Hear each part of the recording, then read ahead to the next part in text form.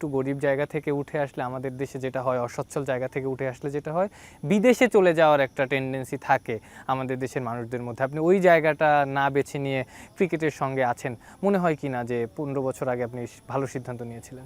না, এরকম tough time আসছে, বাট আমি সবসময় কৃতজ্ঞ জানাবো আল্লাহর কাছে, এবং এখানে খুব বড় ভূমিকা পালন করছে আমার বাবা মা। আমার শ্বশুর শাশুড়ি।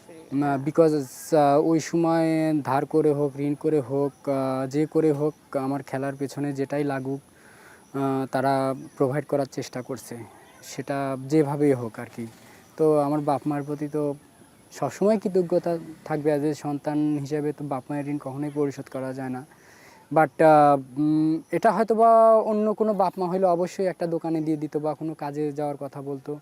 বাট আমি আলহামদুলিল্লাহ যে আমার বাবা মা কখনোই এটা বুঝতে দেয় নাই যে তুমি যে কোনো কাজ করো, যত সমস্যা হবে আমাদের হবে, তুমি তোমার খেলার দিকে মনোযোগ দাও।